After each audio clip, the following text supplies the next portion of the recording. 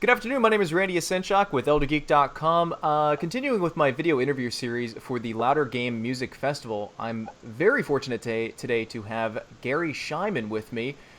Garry, hello? Hello, Randy. Hey.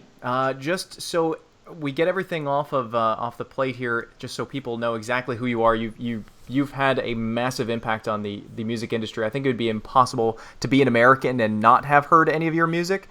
You started off with Magnum PI, or at least some of your early work is with Magnum PI, the A Team, and then later on you went into working with film. And within the past, I say about 10 years or so, you've kind of dipped your toe back into the video game industry. And some of the bigger titles that you've worked on have been the Bioshock series, Dante's Inferno, and a few others as well. Destroy All Humans 2, correct? Or was it both 1 and 2? I composed the score for 1, 2, and 3. Wow. Okay, well, there you go. Actually, that was my entry or re-entry into video games was Destroy All Humans in 2000. I started in 2004. I think it was released in 2005, that game. And interesting enough, in the mid-90s, I scored a few video games, just a very few, because a friend of mine, a very good friend of mine, worked for Philips Interactive, and they had their own technology called CDI. I don't know if you remember that. Absolutely. But CDI was this kind of crazy, their own hardware and soft, and they created their own content. And unfortunately, or fortunately maybe, they went out of business. But I did score some games for them, and there's a little bit of history, cool history to that. Is that I scored a game called Voyeur, right? Which, if it was not the first, it was one of the very first games that had an orchestral score for a video game. Because the cool thing about CDI was all the data went onto a CD, which had this massive 700 megabytes potential at that time. That was huge. Oh yeah, absolutely. And you could compress music. They didn't have great compression like we do now with MP3, but they had a form of compression. And so you could take stereo files and put them onto this CD and have them stream with the video or whatever. So there you have it. But that when that went away, I did not score any video games until 2004 with Destroy All Humans. Yeah, now that's pretty crazy. Now, if you watch your timeline, or if someone were to curate a timeline of your work, I would say that you're a very focused guy. Like, it seems as though you take on one project at a time. Is that because you like to focus on that one project, or is it because these projects that you take on are so big that it's like that's your entire year or whatever that you're working on that particular title? Well, no, I mean, I would say probably you're looking at IMDb and the way things are spaced out there, but actually the reality is sometimes I'm working on two. Right now I'm working on 3 titles, or 2 titles would refer to video games, and then I'm working on a film. So right now I'm actually very busy. I would prefer to work on one project at a time. Got it. Very often that is what I'm doing, because I really like to have all of my focus on the creative aspect of that. But then there's advantages sometimes to like writing a piece of music and then going to something completely different, Yeah. And it's kind of a fresh way to keep you excited about your work during the day. So Yeah. I'm happy always to be working, but it's not from title to title. They sometimes do, in fact, overlap. Got you. Okay. I wonder, do you realize how big of an impact you've had on the music industry? Like, have you ever sat back and thought to yourself, like, wow, I never really thought of it. The reason why I'm asking that is because I have a friend who I told him, I was like, hey, I'm probably going to be interviewing Garry Schyman this weekend. And he said, really? And he goes, the Bioshock guy? I said, yeah. And he said, I'm playing his music at my wedding. That's interesting. What is he playing? Something off of the Bioshock 1 soundtrack, I believe. Well, there's some pretty music on there, but I mean, that would be sort of on the sad side. Maybe he's playing the Matt Harding stuff or something, that we just referenced. I don't know, but that's fantastic. No, I don't really think about it because, my wife and son keep me. They're not in any way impressed with what I do. I went and spoke at my son's grammar school. He's 12, and he was like blown away at how impressed they were with me because he was like, going, "Well, what do you do?" I mean, he's been in my sessions. He's come to London and been to Abbey Road, but I mean, they're just around me all the time. So I'm at home, and no one's impressed with me here. So I don't think there was a child in the '80s when he was playing outside that wasn't like humming the A tunes or the A Team theme in his head. Let me just say this about that. Those shows were scored by Mike Post and Pete Carpenter, and I was what they call a ghost. So I was writing a ton of that music, but they were not my shows. Mike Post and Pete Carpenter were the composer of record, but they had 4 or 5 shows going at any one time, and they had a crew, including me, that wrote a lot of music for those shows. So I just want to make that clear. I don't want to take credit for scoring all the 18. I didn't. But I scored a nice chunk of it. Oh, so. Yeah. No, I understand totally. Do you is there a big difference between composing for television and film than there is to video games? Like, is there more freedom granted to you? Is it a harder project to do? Is video game harder? Yeah, I mean, the reason why I asked that is because this is an assumption based on me, and let me know if I'm too far off the mark, but I would assume that film, they would show you the film and they would say, okay, here we need, we would need your touch in these parts. But with a video game, I wonder how much of a creative, how much creative freedom they give you, because with something like Bioshock Infinite, where you almost have to, you bring those places to life, basically. That music makes them more real. People ask me that question, and they say, God, can you write anything you want? And I always say, this is my answer is, I can write anything I want as long as they like it. So you still are always getting stuff approved, just as you would for a film or television show. The difference in video games, a couple of differences. For one thing, you have interactive elements. So sometimes you're writing the music in loops so that it will loop, or you're writing the music in layers so that the music can sort of track what the player is doing. Because that's the difference. In a film, essentially in 1931 or 32, when films became synchronized with sound, that nothing has really changed in terms of implementation. So films are still implemented the same way. You write the music, and then at some point a director or producer, whatever, decided how loud music should be along with dialogue and sound effects. And then it's locked and frozen in time. But with video games, because the player has a lot of free choices, the music, we want the music to some extent almost feel like a film score, so that it's tracking what you're doing. And so therefore we have interactive techniques. And so that does complicate some of the things that you have to do to make it work. Although sometimes you are just writing a linear piece of music that just sort of gets triggered by some event, and then it unfolds, and then you're not tracking every single change on the screen, and therefore you have more freedom in those circumstances. Interesting enough, like on this Warner Brothers game, I maybe I shouldn't even say that much, but this game that I'm working on for a big company that I may have just mentioned, I'm scoring a lot of in-game movies. So I'm doing almost 50 minutes of CGI movies, so therefore I'm doing a game, but it's essentially like scoring a film. I've done interactive music for that as well, about 50 minutes. So I'm doing a lot of music for it. So half of it is interactive, and half of it is scoring in-game movies, which is identical to writing a score for film.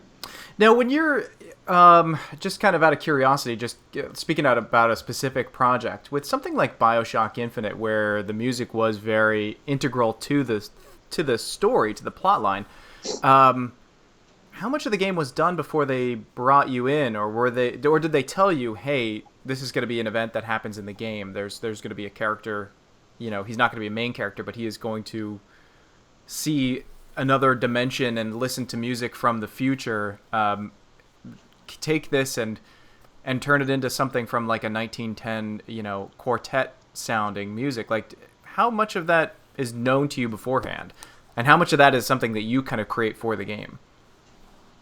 Well, there actually is a device that Irrational Games has developed that allows me to go into the future and and then come back and write it in the present. No, pretty much I have to. I'm writing the music once they have created some version of what needs music. It may look very primitive, and it may even, what they send me, they'll send me gameplay footage, because they won't let the game out of Irrational, which is in Boston, the Boston area. Yeah. So I don't get to play the game, but they'll take a video footage of gameplay of exactly what I'm scoring. So I'll see what it is, and it may look a lot better in the end when the player's actually playing at that moment. Right. But it's sufficient to give me a very good idea of what the music should and needs to be to accomplish. And a lot of the music that I wrote for Bioshock Infinite was locked to picture, interestingly enough, except for the combat, which wasn't. Combat I wrote in layers, and it was like, very intense, very visceral, done with small ensembles like string quartets and up to 10 string players, and some percussion as well. So other than that, a lot of the other music was actually like written to picture, almost like scoring scenes. Like Test Twins and all that stuff were shown to me, and they wanted them scored essentially. Yeah. Okay. All right. There was someone found on YouTube. I don't know if you've seen the video. Maybe you have. Maybe you haven't. But someone found the background noise. Like if you're just standing still in Bioshock Infinite, that if you take that music, and I think that if you make it go faster, that it actually will play pop music from the 80s and 90s or wherever it was from. So it was in that background noise. Was that your idea to do that? I didn't. I don't even know. I haven't heard that. Really? I will send you a link when we're done with this conversation. It is trippy. I'll have to ask Jim Bonney, who's the music director, and see if that was the case. That's very interesting. It's just when you're standing still and you hear this like just rumbling in the background, and someone took it and they sped it up, and you can hear popular music, and it was really creepy. I added a whole layer to the whole game. But interesting. Now I know you said that you can't talk about any of the I know you said you can't talk about any of the projects that you're currently working on, but just I guess to let people know that you are working on future projects. Yes. I'm assuming that you have an agent that helps you select this kind of thing, because it seems as though you've got the Midas touch. Whatever you work on seems to be a pretty good project. Looking in your history, I don't think there's any real duds on in your pile. I don't know if that's true, but I have an agent. I a company called the Gorfain Schwartz Agency, and I've worked with them for years, and they represent John Williams as well as many other composers. They're really great. I enjoy that, working with them. But most of my work tends to come because of people who have known or seen something else that I've done. That's just the way it is for most composers. I think everyone, young composers, and I actually teach at USC. I teach.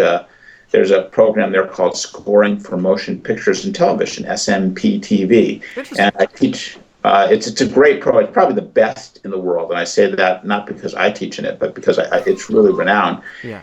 And maybe add a little bit to it, but I tell my students, like, everyone thinks if they get an agent, all of a sudden, wow, then they're set. Right. And composers love to get together over drinks and talk about how their agents aren't doing much for them. So even though, I'm very happy with projects I get. I certainly don't want to tell you which ones I thought maybe weren't so great, but I have gotten. Just Bioshock has been particularly awesome because it's kind of like you need three things. Someone once said that a rainbow needs three things. It needs water vapor, sun, and an observer, because if there's no observer, there's still not a rainbow. So in the same way, a successful project for a composer, you need to have a really good project, and you need to write really cool music for it. And so when those things come together, when you have good music you can have great music with a project that fails, and you won't get much notice for it. But if you have really good music for a really big success, and I mean, there's two types of successes. There's the creative success, where the people who love the great art of it appreciate it, but also the audience is found. The people buy the game or go see the movie or whatever it is you're working on. So the ideal is all three. You have a successful project that is both successful because it's gets rave reviews like Bioshock, and then the audience, the people who buy games, actually really go out and buy it and get behind it and love it. And then you do something cool. Then you have the trifecta, and you have a rainbow, I guess. Yeah. Have kind of, and that is the cool thing about that is that people say nice things about you, but the cool thing is that you generally get more work out of it, so you can keep your career going. Yeah, absolutely. That's always important. Feeding yourself is always the most important first, and then the rest will fall into place, hopefully. Going back a little bit, about you teaching. What is here, I'll give an example before I ask the question. When students go into an archaeology class, I'm sure there's a lot of people who assume that archaeology is just like being Indiana Jones. And people who go into criminology, often I'm sure a lot of them think that they're going to be the next, crime profiler, and they're going to track down high-profile criminals. What's a common misconception that your students have before they go into your class that is kind of common every year, that you're like, gosh, I really wish these kids wouldn't think that blank? What is that blank?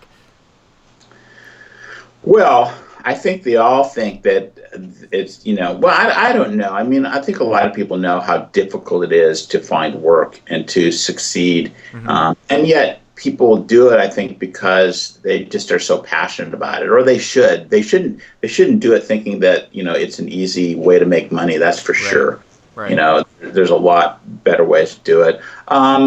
I don't know if there's any one misperception that they all have. I do think that the quality of their work, and the work attitude are really critical, and even at a high level, because this program at USC, people have already graduated from music school, so these are graduates, and then they're paying really a lot of money for this 1-year program. Right. So they're very motivated, but even then, some people come in there and they really need they really don't have all the skills that it takes to be a successful composer, which is, you need certain interpersonal skills, but you need chops, and you need to also be able to know when you've done something that sucks, Right. And as James Horner, a wonderful composer, once said, that the most important part of his pencil is the eraser end. When to you've written something and you go, it's not really up to my standards. I'm going to.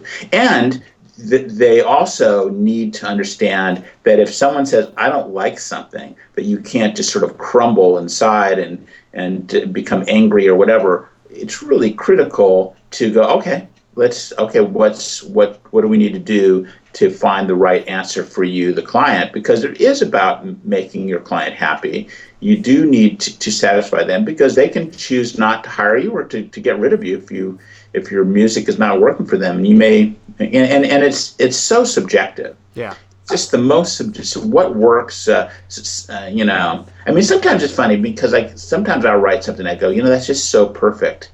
And and everyone's just totally in agreement. And other times I'll write something and I go, I just don't know about this, and they'll love it or they'll hate it or something, but sometimes something is just so right. And being right, if you watch an old movie, something that was just brilliant in 1943, mm-hmm. like Bernard Herrmann's score to Jane Eyre, which I was just watching that movie last night. I think that Orson Welles version of Jane Eyre is just so brilliant, the black and white one. And Bernard Herrmann's music so cool. I mean, it's just beautiful. But yeah. But it wouldn't probably make it today. So you have to be aware of what's in the air today, what the current gestalt of, it's a complex number of things, and experience, just writing a ton of music.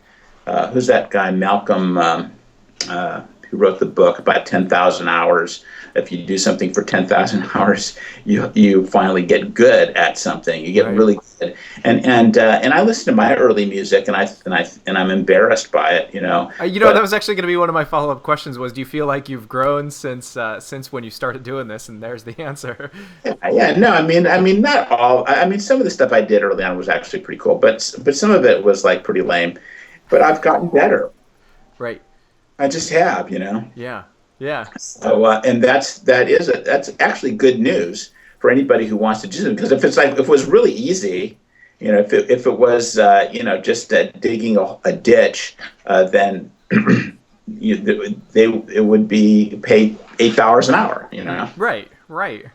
A lot of composers work for free, so just in digging a ditch. What do you do to recharge your batteries? Like, everybody gets worn out in the creative field, and there's times when you feel like, where you have no creative juices left. What do you do to recharge yourself? Everybody does something different too. Well, I don't know. I mean, I really enjoy being with my family. We just got away for a few days. I don't feel like anymore. I just need to take a day or two off from it, and my batteries start to get recharged. I really do love doing it. It's really not. I don't find it's a difficult thing to do. It's sometimes it's difficult within the day. Like what how do you fill that blank page? What music goes here? But once you find it and you start working on it, it's like there's a sort of flow that takes over, and you're really into it. And it's like hours go by, and it's like very, very. It's a lovely way to spend your time.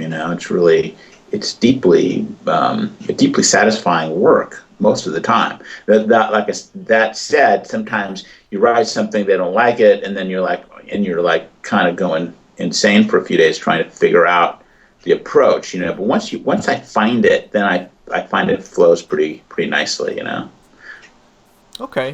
Now, back a little bit about video games. Since technologically games have progressed so much, we've gone from just, like you said, compressing, as much as we possibly can onto a compact disc, to now we're pretty much at the point where limitless in how much we can put into them. Most people try to stay in that 20 gigabytes mark, which is kind of funny if you think about it. Like, that's gigantic compared to what was used even 20 years ago. But do you feel like composers as a whole are going to be drawn more to the video game genre to write for, or for the most part, do you feel like composers already see the value in this digital industry? Oh yeah, composers are very interested in working on video games. A lot of the composers in this program, and the course I teach is scoring for video games within this.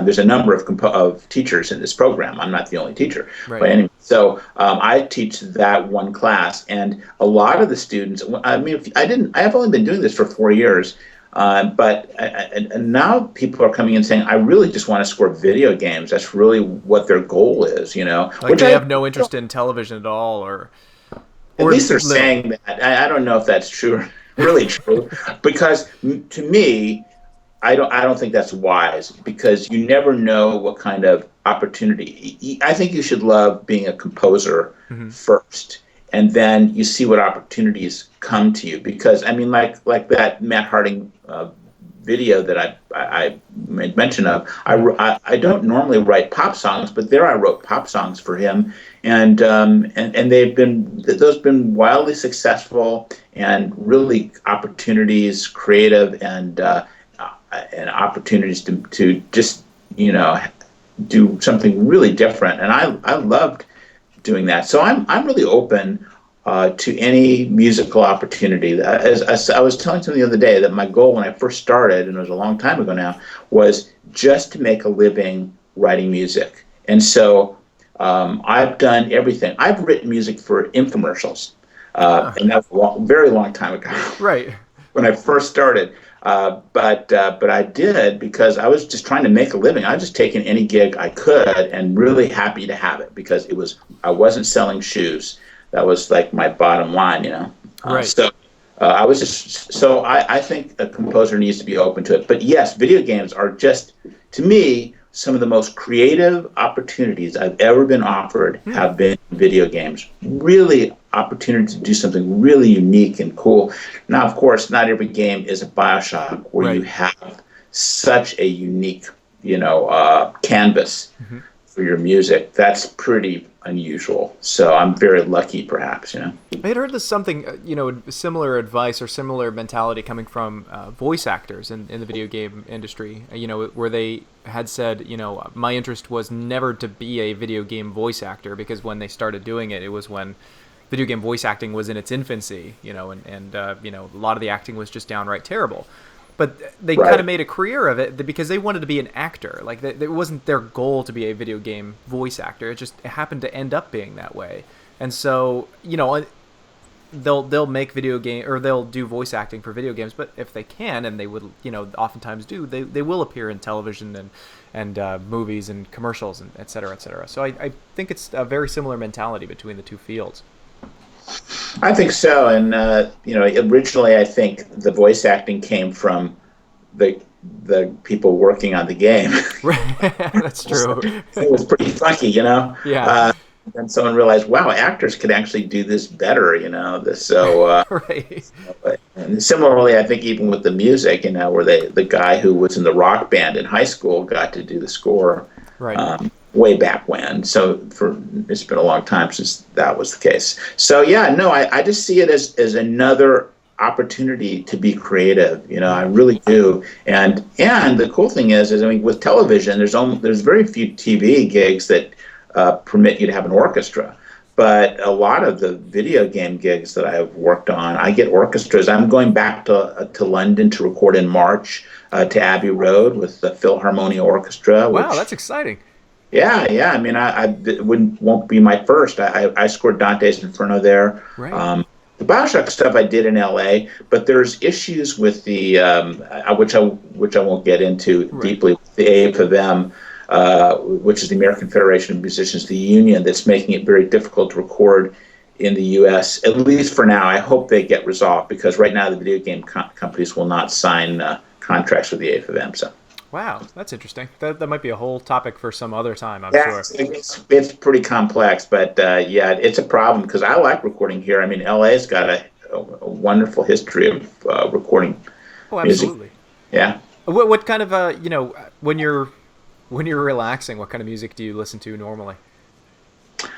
Well, I really am a huge fan of Gustav Mahler. Yeah.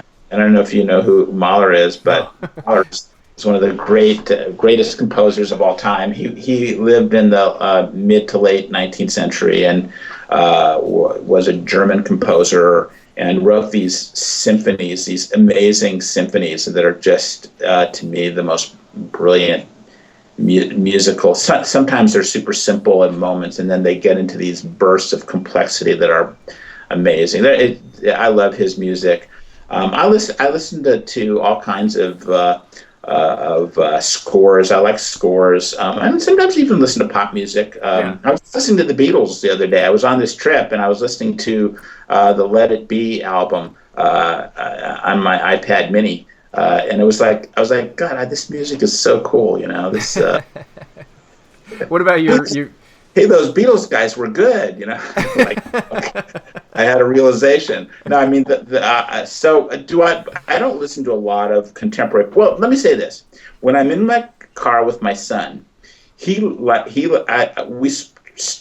trade off what to listen to. So I will listen to. He likes what's on the Katy Perry and stuff like that. Right. So I do listen to it in the car when I drive with my son, and and some of it's actually pretty good, and some of it I think is awful. Yeah, I can agree with that. So I do hear I hear contemporary pop music, and I like some obscure 20th century composers. I've been listening to a guy named Valentin Silvestrov, who's a Ukrainian composer, and his Fifth Symphony is stunning. If any of your listeners out there want to hear something really quite extraordinary, it's quite tonal and beautiful. It's really extraordinary. Great. What do you do a lot of cons? I'm assuming, at least out in LA. I'm sure there's a lot of opportunities for you to appear in video game settings. Do you appear a lot in those types of settings? I do, and I go to GDC, and I'm often on panels there, and I do. And I was just invited to this what's it called, Soundtrack Cologne or something like that, but I couldn't go because I just got so busy. It's very cool when I get invited overseas. I get to, usually they pay for my trip to go there. Yeah. I went to China in June of this year, and I lectured on my music in 3 cities in China, and I had just an awesome time. That's really cool. I had a great time. They really were interested in what I do, and I met a lot of really cool people. I saw some amazing things, huge recording studios in Beijing. And I'm actually, because of that trip, I'm actually scoring. One of the things I'm scoring right now is a Chinese movie. Wow. Which is I'm having a great time doing it. Yeah. So, and it's actually, when I say Chinese, the producer's Chinese, but the film is actually half in English and half in Chinese. So interesting. Yeah, it is. It's interesting. It's a very interesting sort of hybrid, but its primary market will probably be China, but in which case it'll be seen by hundreds of millions of people. Of course. So, but once again, getting back to that thing, to me, it's just like a real cool opportunity to be creative. And actually, there's a lot of movies being made in China, and there's opportunities for U.S.-based composers, because not that there's anything wrong with Chinese composers, but I don't think they're as mature, and they have as much experience as we do, at least at the moment. So right now, I think there's opportunity to score some major films there too. I mean, they're spending a lot of money on their movies now to upgrade them and make them competitive, because they have to compete with American movies. Oh yeah. Or people would rather see. They've been throttling American movies and keeping a lot of them from coming in, because they don't. Otherwise, people won't see Chinese movies. I didn't know that. No, it's true. But then I say to them, I go, the problem with that is that your filmmakers and your composers don't see enough movies to upgrade their skills and know, oh, this is what I have to compete with. Right. So there you go. When you go to these conferences, what question is asked of you way too much? What is there a question that anybody asks that you're just like, here we go again, I got to answer this one again? They always ask me which question is asked too much. I'm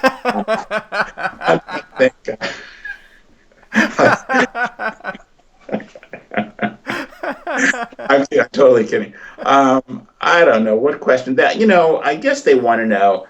How do you make it? How do you get your career started? If they're composers, and very often the audiences are heavily composer, oriented.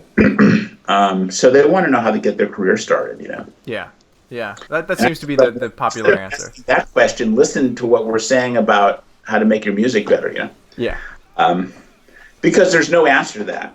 Because it's not like, a lawyer, you go to law school, and depending on the law school, if you go to a real prestigious one, you go get into a law firm and you work your way. There's some method to that madness. But in film, video game scoring, it's kind of like everyone has their own unique story about how they snuck in, how they fooled people to hire them for those early projects, and then you did something good, and then your career kind of got started.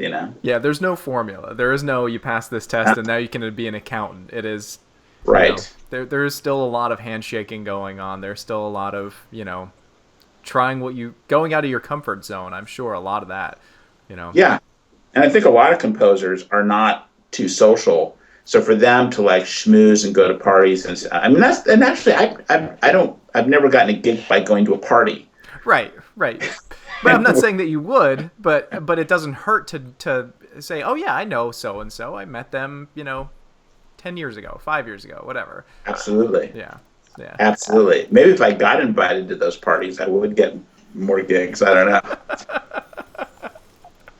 Garry, it was a real pleasure chatting with you. Is there anything that you would like to promote before we close out here? I know you're working on a couple of projects, but is there any projects that you just released that you would like to promote? Well, Bioshock downloadable content, Bioshock Infinite, it just came out a few weeks ago.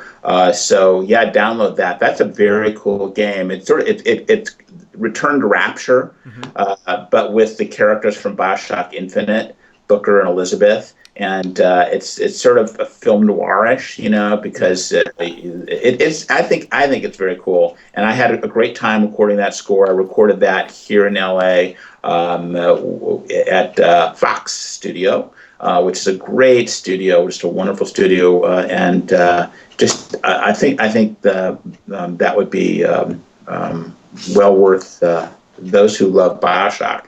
Be well worth your time, because then people who want to go back to Rapture, the original world of Bioshock, will totally dig it. Yeah, great. Oh, you know what? I did want to ask this before we close out. Because this was a personal kind of favorite of mine. When you very first are playing Bioshock Infinite, and the first time you go up into, I can't even remember the city's name, but the that old song "Will the Circle Be Unbroken"? Who selected that to be on the soundtrack? Because that's a very sad song, but in an odd way, it aptly fits that setting. I cannot take credit for that. Okay. I have to. It may be Jim Bonney, who is the audio or music director. Yeah. But I know early on he sent that to me. The actress who plays Elizabeth, and I am blanking on her name. Sang it, and it was a long time ago. They sent it to me. They go, God, she just did this incredible version of, and everyone was like, so it just sort of moved everyone, and it may have just been serendipitous. Like she said, hey, I can sing this, but I don't even know the story of that because I wasn't there. Yeah. Because I remember them sending it to me and go, wow, we all just love this, and then it got. But like anything in creative process, something comes up by accident, and it's a discovery, and then you just sort of incorporated it into your project, So I think, I'm guessing, and I really don't know the answer to this, that it was sort of like serendipity, like it's somehow someone said, hey, can you sing something? And she said, yeah, I'll sing this, and then everyone going, wow, that's just stunning, and that's just something so plaintive and beautiful and real about that and that performance, and then it has that sort of early American quality. It just sort of fit all and sort of just came together. But I can't take credit for it. So okay, I wanted to at least have a quick chit chat about that, because the first time I heard that, I thought, wow, the lyrics to this song they mean something different than what they're kind of being used for here, but it still works perfectly. And I just thought, at least throw some kudos back at you guys a little bit. But anyway, thank you very much for hopping on. I really appreciate you chatting with me. Below this video, you can actually find all links for Garry's work. Wherever he wants you to go, the information is going to be down there. But Garry, thanks again. My pleasure. All right. Have a good night, everybody.